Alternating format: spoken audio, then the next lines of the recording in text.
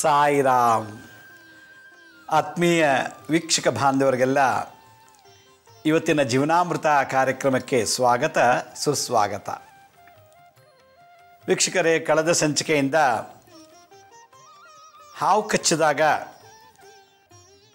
ಶರೀರಕ್ಕೆ ವಿಷ ಹೇರುತ್ತೆ. ಆ ವಿಷ ಶರೀರಕ್ಕೆ ಪೂರ್ತಿ ವ್ಯಾಪಿಸಬಾರ್ದು, ಶರೀರದಲ್ಲಿ ಸ್ಪ್ರೆಡ್ ಆಗಬಾರ್ದು ಅಂದರೆ ಏನು ಮಂತ್ರ ತಂತ್ರ ಮಾಡಬೇಕು ಅಂತೇಳಿ ಕಳೆದ ಸಂಚಿಕೆ ತಿಳಿಸ್ಕೊಟ್ಟಿದ್ದೆ ನಾನು. ಸರ್ಪಗಳಲ್ಲಿ ಬ್ರಾಹ್ಮಣ, ಕ್ಷತ್ರಿಯ, ವೈಶ್ಯ, ಶೂದ್ರ ಅಂಥೇಳಿ 4 ವರ್ಣದ ಸರ್ಪಗಳಿವೆ. ಅವುಗಳ ಚಿಹ್ನೆ ಏನು, ಅವು ಗುರ್ತಿಸೋದು ಹೇಗೆ ಅಂತಲೂ ಕೂಡ ನಾನು ಕಳೆದ ಸಂಚಿಕೆಯಲ್ಲಿ ಹೇಳಿಕೊಟ್ಟಿದ್ದೆ. ಯಾವ ಜಾತಿ ಸರ್ಪ ನನ್ನನ್ನು ಕಚ್ಚಿದೆ? ಬ್ರಾಹ್ಮಣ ಜಾತಿ ಅನ್ನೋ ವರ್ಣ, ಕ್ಷತ್ರಿಯ, ವೈಶ್ಯ, ಶೂದ್ರ ವರ್ಣದ ಹಾವು ಕಚ್ಚಿದೆಯಾ? ಹಾಗಾದರೆ ಬ್ರಾಹ್ಮಣ, ಕ್ಷತ್ರಿಯ, ವೈಶ್ಯ, ಶೂದ್ರ ವರ್ಣದ ಹಾವುಗಳು ಕಚ್ಚಿದಾಗ ಯಾವ ರೀತಿ ನಾವು ಅದಕ್ಕೆ ವಿಷವನ್ನು ತೆಗೆದುಹಾಕ್ಬೋದು, ಥೆರಪಿ ಮಾಡಿ, ತಂತ್ರ ಮಾಡಿ, ಮಂತ್ರದಿಂದ ಅನ್ನೋ ಒಂದು ವಿಚಾರ ಹೇಳಿದೆ. ಇದಕ್ಕೆ ಗಾರಡಿ ವಿದ್ಯೆ ಅಂತಾರೆ. ಗಾರಡಿ ವಿದ್ಯೆ ಅಂತಂದರೆ ಇದೊಂದು ವಿದ್ಯೆ. ಜಗತ್ತಿನಲ್ಲಿರತಕ್ಕಂಥ ವಿಷ ಜಂತುಗಳು, ಹಾವಿರ್ಬೋದು, ಚೇಳಿರ್ಬೋದು, ಇಲಿ ಇರ್ಬೋದು, ಹೆಗ್ಣ ಇರ್ಬೋದು, ಹುಲಿ, ಸಿಂಹ, ಚಿರತೆ, ಯಾವುದೇ ಜಂತುಗಳು ನಮಗೆ ಕಚ್ಚಿದಾಗ ಅದನ್ನು ವಿಷವನ್ನು ತೆಗೆದುಹಾಕೋ ರೀತಿ ಹೇಗೆ ಅಂತ ಕಲಿಸೋ ವಿದ್ಯೆ ಗಾರಡಿ ವಿದ್ಯೆ ಅಂತ. ಇದು 64 ವಿದ್ಯೆಗಳಲ್ಲಿ ಇದು ಒಂದು ವಿದ್ಯೆ ಅಂತ ಹೇಳ್ತಾರೆ. ಹಿಂದಿನ ಕಾಲದಲ್ಲಿ ಪ್ರತಿಯೊಬ್ಬರ ಮನೇಲೊಬ್ಬ ಗಾರಡಿ ವಿದ್ಯೆ ಪಾರಂಗತನಿರ್ತಿದ್ದ, ಪಂಡಿತರಿರ್ತಿದ್ರು. ಹಾವು ಕಚ್ಚಿದಾಗ ತಕ್ಷಣ ಅವ್ರು ಹಾಸ್ಪಿಟ್ಲಿಗೆ ತೊಗೊಂಡೋಗಿ ಇಂಜೆಕ್ಷನ್ ಕೊಡಿಸ್ತಿರ್ಲಿಲ್ಲ.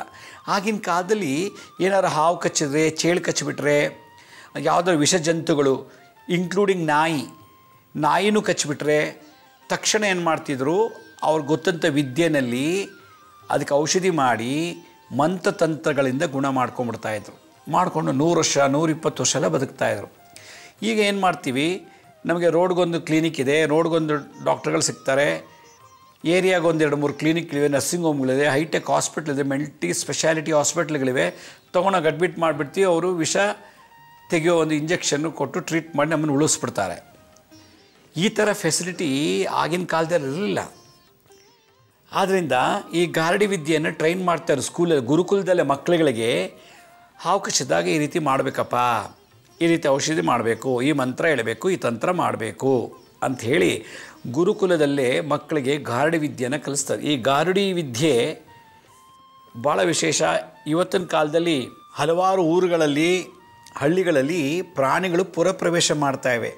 ಚಿರತೆಗಳು, ಸಿಂಹಗಳು, ಆನೆಗಳು, ಹಾವುಗಳು, ವಿಷಜಂತುಗಳು, ಮಂಡಲ ಹಾವು ಅಂತೆ, ಈ ಥರ ವಿಷಪೂರಿತವಾದಂಥ ಪ್ರಾಣಿಗಳು ಪುರಪ್ರವೇಶ ಮಾಡಿ ಮನುಷ್ಯ ಮನೆಯೊಳಗೆ ಹೋಗಿ ವಾಸ ಮಾಡ್ತಿವೆ ಮತ್ತು ಕಚ್ಚುತ್ತಾ ಇದೆ.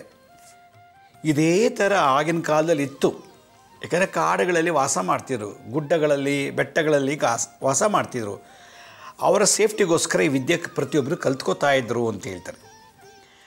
ಈ ಒಂದು ಕಾನ್ಸೆಪ್ಟ್ ಮೇಲೆ ನಾನು ಕೂಡ ಮನೆಗೊಬ್ಬ ಗಾರಡಿ ವಿದ್ಯೆ ಪಾರಂಗತನಿರಬೇಕು ಅಂತ, ಮನೆಗೊಬ್ಬ ಮಾಂತ್ರಿಕ, ಮನೆಗೊಬ್ಬ ತಾಂತ್ರಿಕ, ಮನೆಗೊಬ್ಬ ಯಾಂತ್ರಿಕ, ಮನೆಗೊಬ್ಬ ಗಾರಡಿ ವಿದ್ಯೆ ಕಲ್ತಿರೋನು, ಮನೆಗೊಬ್ಬ ವೈದ್ಯ, ಮನೆಗೊಬ್ಬ ಗಾರಡಿ ಅಗ್ನಿಹೋತ್ರ ಮಾಡೋನಿರಬೇಕು. ಆಗ ಎಷ್ಟೋ ದುಡ್ಡು ಸೇವ್ ಆಗುತ್ತೆ, ಹಾಸ್ಪಿಟ್ಲಿಗೆ ಹೋಗೋದು, ಮತ್ತು ನಾವೇ ಚಿಕಿತ್ಸೆ ಮಾಡೋದ್ರಿಂದ ವಾರಂಟಿ ಗ್ಯಾರಂಟಿ ನಮಗೆ ಸಿಗುತ್ತೆ. ನನ್ನ ತೊಗೊಂಡೋಗಿ ಅಡ್ಮಿಟ್ ಮಾಡಿದ್ಮೇಲೆ ಏನೇನೋ ಔಷಧಿ ಕೊಟ್ಟು ಟ್ರೀಟ್ ಮಾಡಿ ನನಗೆ ಉಳಿಸ್ತಾರೋ ಸಾಯಿಸ್ತಾರೋ ಗೊತ್ತಿಲ್ಲ. ಆದರೆ ನಾವೇ ಟ್ರೀಟ್ ಮಾಡ್ಕೊಳ್ಳೋದ್ರಿಂದ ನಮಗೊಂದು ಒಳ್ಳೆ ವಿಲ್ ಪವರ್ ಇರುತ್ತೆ. ನಮಗಲ್ಲಿ ಸೈಕಲಾಜಿಕಲಾಗಿ ನಾನು ಔಷಧಿ ತೊಗೊಂಡಿದ್ದೀನಿ, ಖಂಡಿತ ಹುಷಾರಾಗ್ತೀನಿ, ನಾನು ಬದುಕ್ತೀನಿ ಅನ್ನೋ ಒಂದು ಭರವಸೆ, ಒಂದು ಅಭಿಲಾಷೆ ನಮ್ಮಲ್ಲೇ ತಾನಾಗಿ ಉಟ್ಕೊಳ್ಳುತ್ತೆ. ಆದ್ದರಿಂದ ನಾನು ಎಲ್ರಿಗೂ ಹಾಸ್ಪಿಟ್ಲಿಗೆ ಹೋಗ್ಬೇಡಿ ಅಂತ ಹೇಳ್ತಿಲ್ಲ. ಇಲ್ಲಿ ಹೋಗೋಕ್ಕೆ ಮುಂಚೆ ನೀವೇ ಅದನ್ನು ಪರಿಹಾರ ಮಾಡ್ಕೊಳ್ಳಿ. ಆಸ್ಪತ್ರೆಗೆ ಹೋಗಿ ಅಲ್ಲಿದ್ದು ದುಡ್ಡು ಖರ್ಚು ಮಾಡೋದೆಷ್ಟೋ ಉಳಿಯುತ್ತಲ್ಲ. ಆಮೇಲೆ ನಿಮಗೆ ಯಾವುದೋ ಔಷಧಿ ಕೊಟ್ಟು ಟ್ರಯಲ್ ನೋಡ್ತಾರೆ. ಯಾಕಂದರೆ ಇವತ್ತು ಕಂಡುಹಿಡಿದಿರೋ ಔಷಧಿ ಯಾವುದು ಸಂಪೂರ್ಣವಾಗಿ ಕಾಯಿಲೆ ಗುಣ ಮಾಡಲ್ಲ, ಸಪ್ರೆಸ್ ಮಾಡುತ್ತೆ. ಸುಮ್ಮನೆ ಅದು ಮುಚ್ಚಿಡುತ್ತೆ ಕಾಯಿಲೆನ. ಯಾವಾಗ ಬೇಕಾದ್ರೂ ಉದ್ವೇಗ ಆಗ್ಬೋದು, ಯಾವಾಗ ಮತ್ತೆ ರಿಪೀಟ್ ಆಗ್ಬೋದು. ಆದ್ದರಿಂದ ನಾವು ಕಲಿತಂಥ ವಿದ್ಯೆ ನಮ್ಮ ಮೇಲೆ ನಾವು ಪ್ರಯೋಗ ಮಾಡಿದಾಗ ನಮ್ಗೆ ಮನಸ್ಸು ತೃಪ್ತಿ ಇರ್ತದೆ, ಸಂತೃಪ್ತಿ.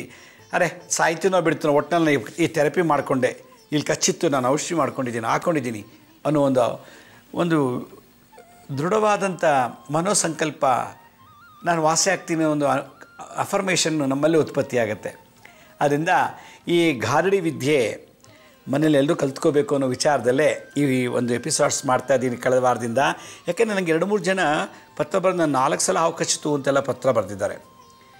ಹೀಗೆ ಕೆಲವೊಂದು ಹಾವು ಕಚ್ಬೋದು, ಚೇಳು ಕಚ್ಬೋದು, ಬೇರೆ ಬೇರೆ ವಿಷ ಜಂತುಗಳು ಕಚ್ಬೋದು. ಇವತ್ತಿನ ಸಂಚಿಕೆಯಲ್ಲಿ ನಾನು ಇತರೆ ಜಂತುಗಳು, ಇಲಿಗಳು ಮನುಷ್ಯನ ಕಚ್ಚಿದರೆ, ಹೆಗ್ಣ, ಜಿರಳೆ ಮತ್ತು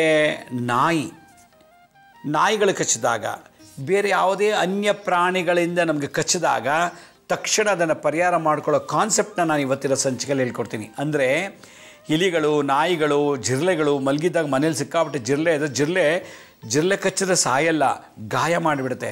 ಅದರಲ್ಲೂ ಡಯಾಬಿಟಿಕ್ ಇರೋರು ನೋಡಿ, ಮೊನ್ನೆ ಯಾರೋ ಡಯಾಬಿಟಿಕ್ ಪೇಷಂಟು ಅವ್ರ ಮನೇಲಿ ಮಲಗಿದ್ದಾರೆ, ನೆಲದ ಮೇಲೆ ಚಾಪೆ ಹಾಕ್ಕೊಂಡು ಮಲ್ಕೊಂಡಿದ್ದಾರೆ, ಮನೆ ತುಂಬ ಜಿರಳೆಗಳಿದೆ. ಇವರೇನು ಮಾಡಿದರೆ ಪಾದಕ್ಕೆ ಬೆಡ್ಶೀಟ್ ಹೊತ್ಕೊಂಡಿಲ್ಲ, ಇನ್ನೆಲ್ಲ ಹೊತ್ಕೊಂಡು ಮಲಗಿದ್ದಾರೆ, ಪಾದ ಮಾತ್ರ ಬೆಡ್ಶೀಟಿಂದ ಹೊರಗೆ ಬಂದುಬಿಟ್ಟಿದೆ. ಅಲ್ಲೇನಾಗಿದೆ, ಕಾಲು ಕಚ್ಚಿಬಿಟ್ಟಿದೆ, ಹೆಬ್ಬೆಟ್ಟ ಹತ್ರ ಕಚ್ಚಿಬಿಟ್ಟು ರಕ್ತ ಹೀರ್ಕೊಂಡ್ಬಿಟ್ಟಿದೆ. ಜಿರಳೆ ಕಚ್ಚಿಬಿಟ್ಟು ಒಂಥರ ಸೀಲ್ ಬಿಟ್ಕೊಂಡಿದೆ, ಒಂಥರ ಗೆರೆ ಹೇಳ್ದಂಗಿದೆ. ಅವರು ನೆಗ್ಲೆಕ್ಟ್ ಮಾಡಿಬಿಟ್ಟಿದ್ದಾರೆ, ಏನೋ ಆಯಿತು ಅಂತೇಳಿ. ಕ್ರಮೇಣ ಅದೇನಾಗುತ್ತೆ, ಇನ್ಫೆಕ್ಷನ್ ಆಗಿ ಆ ಹೆಬ್ಬೆಟ್ಟೆ ಕಟ್ ಮಾಡಿಬಿಟ್ರು. ಯಾಕಂದರೆ ಡಯಾಬಿಟಿಕ್ ಪೇಷಂಟ್ ಅವ್ರಿಗೆ ಗ್ಯಾಂಗ್ರೀನ್ ಆಯಿತು.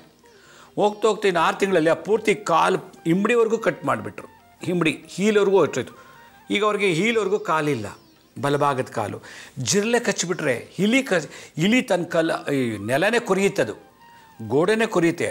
ಹಾಗೆ ಗಾಢವಾದ ಗೊರಕೆ ನಿದ್ದೆ ಮಾಡ್ತಿದ್ರೆ ಇಲಿ ಬಂದು ಏನಾದ್ರು ಒಂದು 5 ನಿಮಿಷ ಚೆನ್ನಾಗಿ ಹಲ್ಲೆಲ್ಲ ಕೊರೆದ್ಬಿಟ್ಟ ಅಂದರೆ ಆ ಮಾಂಸದ ಮೇಲ್ಗಡೆ ಚರ್ಮ ತೆಗೆಯುತ್ತೆ, ಒಳಗಡೆ ನರನು ಕಡ್ದು ಬಿಡುತ್ತೆ, ರಕ್ತನೂ ಹೀರ್ಕೊಳ್ಳುತ್ತೆ. ಮನುಷ್ಯನ ರಕ್ತನೇ ಭಾಳ ಖುಷಿ ಅವಕ್ಕೆ. ಮಾಂಸನೂ ತಿಂದುಬಿಡುತ್ತೆ. ಮಾಂಸ ತಿಂತು ನರ ಡ್ಯಾಮೇಜ್ ಮಾಡ್ತು, ರಕ್ತ ಕುರಿತು, ಚರ್ಮ ಓಪನ್ ಮಾಡಿಬಿಡ್ತು. ಈ ಥರ ಡಯಾಬಿಟಿಕ್ ಇರೋ ಪೇಷಂಟ್ ಏನೋ ಹೆಗ್ಣ ತಿಂದುಬಿಟ್ಟು ಇಲಿ ಕಚ್ಚಿಬಿಡ್ತು ಅಂದರೆ ವಾಸ ಮಾಡೋದು ಭಾಳ ಕಷ್ಟ.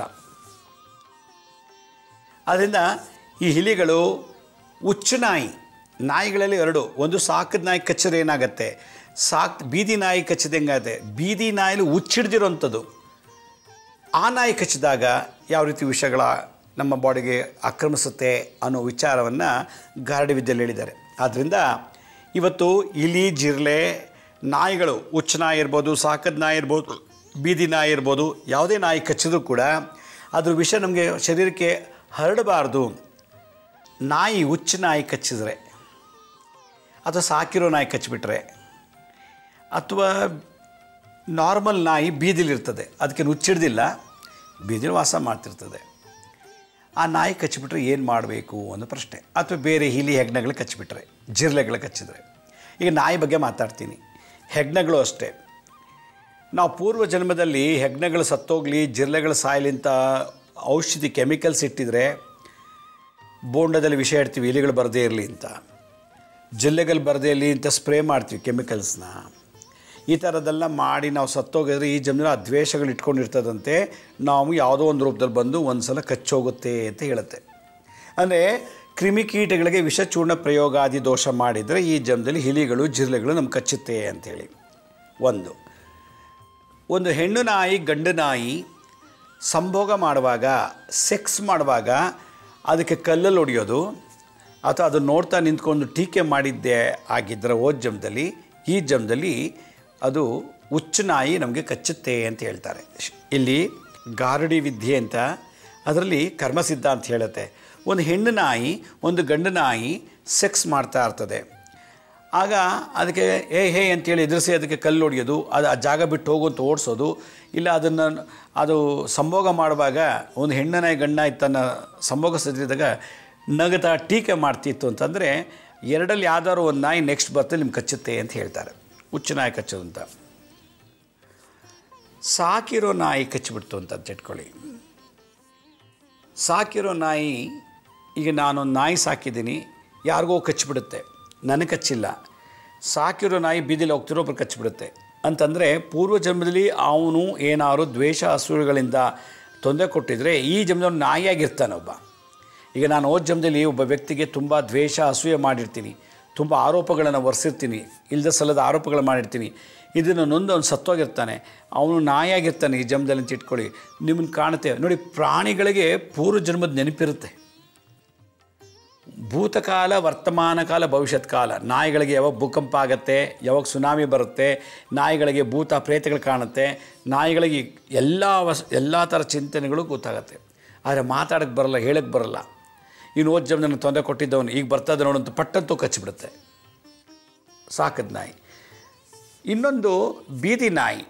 ಬೀದಿ ನಾಯಿ ಯಾಕೆ ಕಚ್ಬೋದು ಅಂತಂದರೆ, ನಾವು ಬದುಕೋ ಜಾಗದಲ್ಲಿ ಸಮಾಜಕ್ಕೆ ಸಂಬಂಧಪಟ್ಟಂಥ ದೋಷಗಳನ್ನು ನಾವು ಮಾಡಿದರೆ, ಈಗ BBMP ತೊಟ್ಟಿ ಹೊಡೆದಾಕಿದರೆ, ಕಂಬಗಳ ಕಿತ್ತಾಕಿದರೆ, ಎಲೆಕ್ಟ್ರಿಕ್ ಪೋಲ್ಗಳು ಕಿತ್ತಾಕಿದರೆ, ಸಮಾಜಕ್ಕೆ ಉಪಯುಕ್ತ ಆದಂಥ ವಸ್ತುಗಳನ್ನು ಹಾಳು ಮಾಡಿದರೆ, ಸ್ಟ್ರೈಕ್ ಮಾಡಿ ಹಾಳು ಮಾಡಿದರೆ, ಈಗ ಸ್ಟ್ರೈಕಲ್ಲಿ ಹೋಗ್ತಿರ್ತೀವಿ, ದಡಾರಂತ ಒಂದು ಯಾವುದೋ ಒಂದು ಅಂಗಡಿ ಹೊಡೆದಾಕ್ಬಿಡ್ತೀವಿ, ಗ್ಲಾಸ್ ಹೊಡೆದಾಕ್ತೀವಿ, ಕಲ್ಲು ತೂರ್ತೀವಿ, ಏನೋ ಸಾರ್ವಜನಿಕರ ಆಸ್ತಿ ಪಾಸ್ತಿಗಳನ್ನು ನಷ್ಟ ಮಾಡಿದಂಥ ಕರ್ಮ ನಮ್ಮ ಜಾತಕಲ್ಲಿದ್ದರೆ, ಅದು ಹೋಗ್ತಾರೆ. 2 ವೀಲರ್ ಹೋಗ್ತಿದ್ರೆ ಅಥವಾ ನಾವು ಕಾರಲ್ಲಿ ಹೋಗ್ತಿದ್ರೆ ಓಡಿಸ್ಕೊಂಬರುತ್ತೆ, ನಡ್ಕೊಂಡು ಹೋಗ್ತಿದ್ರೆ ಓಡಿ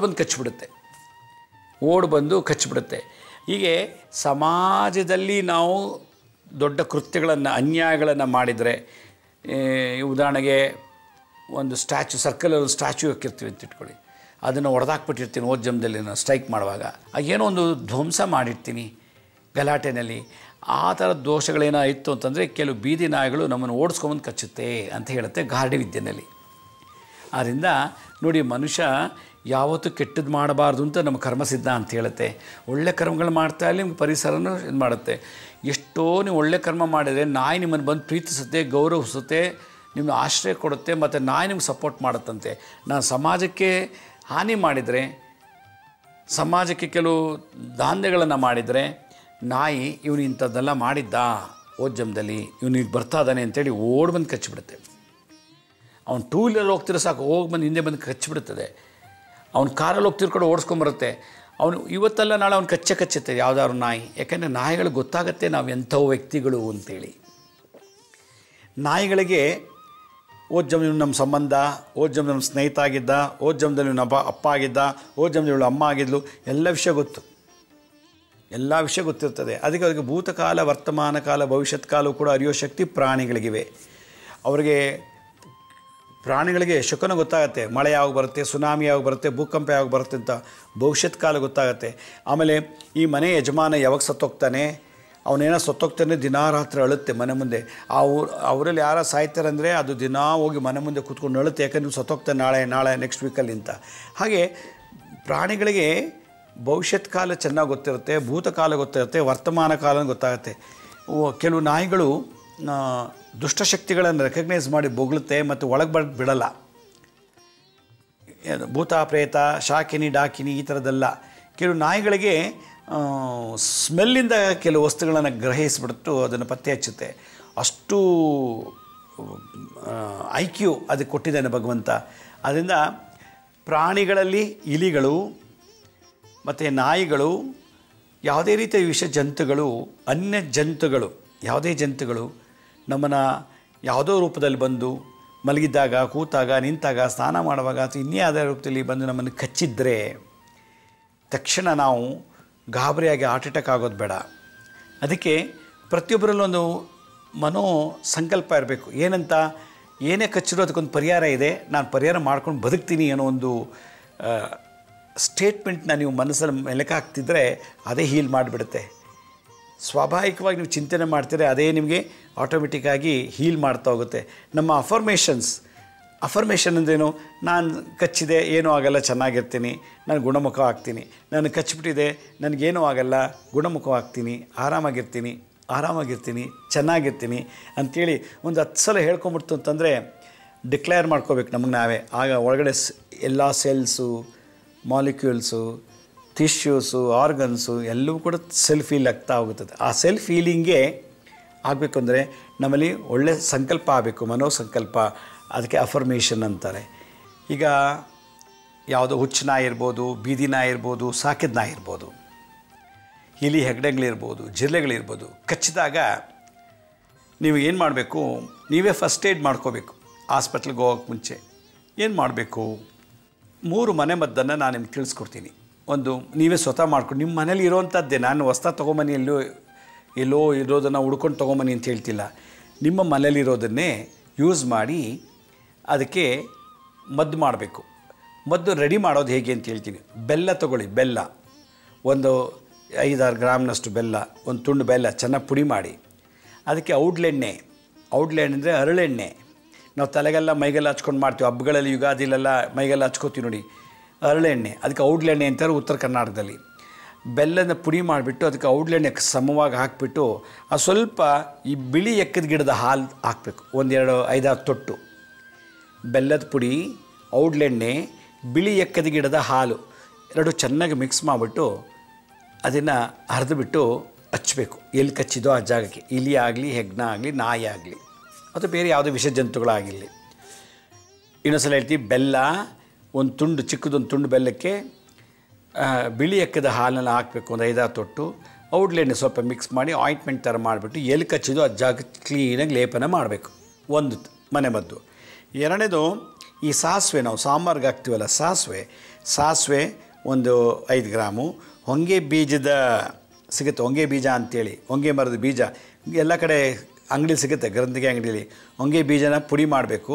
ಸ್ವಲ್ಪ ಅದಕ್ಕೆ ಎಳ್ಳು ಸೇರಿಸ್ಬಿಟ್ಟು ಚೆನ್ನಾಗಿ ಪುಡಿ ಮಾಡಿಬಿಟ್ಟು ಸಾಸಿವೆ, ಹೊಂಗೆ ಬೀಜದ ಪುಡಿ, ಒಂದಿಷ್ಟು ಎಳ್ಳು ಚೆನ್ನಾಗಿ ಅರ್ಧಬಿಟ್ಟು ಅದನ್ನು ಕಚ್ಚಿರೋ ಜಾಗಕ್ಕೆ ಲೇಪನ ಮಾಡ್ಬೋದು. ಇದು ಒಂದು ಥೆರಪಿ. ಇದು ಎರಡನೇದು. ಮೂರನೇ ಥೆರಪಿ ಏನಪ್ಪ ಅಂತಂದರೆ ಈ ಔಡ್ಲೆಣ್ಣೆ ಇದೆಯಲ್ಲ, ಹರಳೆಣ್ಣೆ, ಅದೊಂದೇ ಚೆನ್ನಾಗಿ ಅದನ್ನು ಹಾಕಿ ಮಸಾಜ್ ಮಾಡಿಬಿಟ್ರೆ ಸಾಕು. ಕಚ್ಚಿರೋ ಜಾಗದಲ್ಲಿ ಎಣ್ಣೆ ಇನ್ನೇನು ಸಿಕ್ಕಿಲ್ಲ ಅಂದರೆ ಮಾಡಿಬಿಟ್ಟು ಬಿಸಿಲು ಕೂತ್ಕೋಬೇಕು. ಇನ್ನೊಂದ್ಸಲ ಹೇಳ್ತೀನಿ, ಬೆಲ್ಲದ ತುಂಡಿಗೆ ಸ್ವಲ್ಪ ಔಡ್ಲೆಣ್ಣೆ, ಔಡ್ಲೆಣ್ಣೆ ಅಂತ ಹರಳೆಣ್ಣೆ, ಅದಕ್ಕೆ ಬಿಳಿ ಎಕ್ಕದ ಗಿಡದ ಒಂದು 5-6 ತೊಟ್ಟು ಹಾಲು ಹಾಕ್ಬಿಟ್ಟು ಕಲಿಸ್ಬಿಟ್ಟು ಕಚ್ಚಿರೋ ಜಾಗಕ್ಕೆ. ಇದು ಒಂದು ಥೆರಪಿ. ಎರಡನೇದು ಸಾಸಿವೆ, ಹೊಂಗೆ ಬೀಜನ ಪುಡಿ ಮಾಡಿಬಿಟ್ಟು ಸ್ವಲ್ಪ ಎಳ್ಳನ್ನು ಮಿಕ್ಸ್ ಮಾಡಿ ಚೆನ್ನಾಗಿ ಆ ಪೌಡ್ರನ್ನು ಹಂಗೆ ಹಾಕಬೇಕು. ಪೌಡ್ರದು ಚೆನ್ನಾಗಿ ನುಣ್ಣಗೆ ಅರ್ದ್ಬಿಟ್ಟು ಹಾಕ್ಬಿಡ್ಬೇಕು. ಇದು ಯಾವುದು ಸಿಕ್ಕಿಲ್ಲ ಅಂದರೆ ಹರಳೆಣ್ಣೆ, ಔಡ್ಲೆಣ್ಣೆ, ಅದನ್ನು ಚೆನ್ನಾಗಿ ಎಲ್ಲಿ ಕಚ್ಚಿದ ಜಾಗಕ್ಕೆ ಮರ್ದನ ಮಾಡಿ ಬಿಸಿಲು ಕೂರಿಸ್ಬಿಟ್ರೆ ವಿಷ ಎಲ್ಲ ಹಿಡಿದೋಗುತ್ತಂತೆ, ನಾರ್ಮಲ್ ಆಗ್ತಾನೆ. ಆದರೆ ಈ ಮಂತ್ರ ಹೇಳಬೇಕು. ಇದು ಔಷಧಿ, ಮನೆಮದ್ದು. ಅದಕ್ಕೊಂದು ಥೆರಪಿ ಇದೆ. ಏನದು? ಮಂತ್ರ ಥೆರಪಿ. ನೀವೊಂದು ಅರಿವಾಗ ಈ ಬೆಲ್ಲ ಮತ್ತು ಬಿಳಿ ಎಕ್ಕದ ಗಿಡದ ಹಾಲು ಒಂಚೂರು ಎಣ್ಣೆ ಹಾಕಿ ಅರಿವಾಗ ಒಂದು ಮಂತ್ರ, ಓಂ ಝಂ ಹುಂ ಯಂ ಚಂ ಡಂ ವಂ ಭಂ ಲಂ ಕ್ಷಂ ಏಂ ಐಂ ಓಂ ಔಂ ಅಂ ಆಹಾ ಅಂಥೇಳಿ, ಇದು ಬರೀ ಅಕ್ಷರಗಳಲ್ಲಿ ಇರೋದು.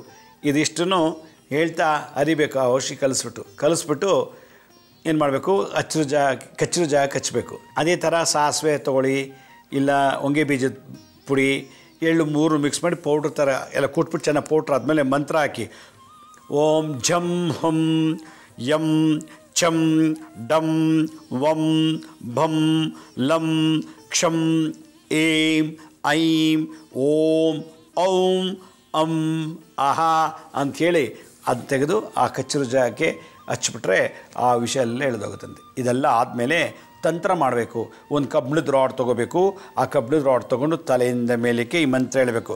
ಓಂ ಝಂ ಉಂ ಯಂ ಚಂ ಡಂ ವಂ ಬಂ ಲಂ ಕ್ಷಂ ಏಂ ಐಂ ಓಂ ಔಂ ಹಂ ಆಹಾ ಅಂತ ತಲೆಯಿಂದ ಪಾದದವರೆಗೂ ಒಂದು 15 ಸಲ 21 ಸಲ ಇಳಿ ತೆಗೆದುಬಿಟ್ಟ ಅಂತಂದರೆ ಅದೆಂಥದ್ದು ಕೊಡುತ್ತೆ. ಇದು ಇಳಿ ತೆಗೆಯೋದು ಕಬ್ಬಿಣದ ರಾಡಲ್ಲಿ, ಇದು ಸೂಕ್ಷ್ಮ ಶರೀರಕ್ಕೆ, ಈ ಸ್ಥೂಲ ಶರೀರಕ್ಕೆ, ಈ ಫಿಸಿಕಲ್ ಬಾಡಿಗೆ ಇದಕ್ಕೆ ಮದ್ದು ಹಚ್ಚಬೇಕು. ಎಲ್ಲ ಕಚ್ಚಿದೆಯೋ ಅಲ್ಲಿಗೆ ಹಚ್ಚಬೇಕು.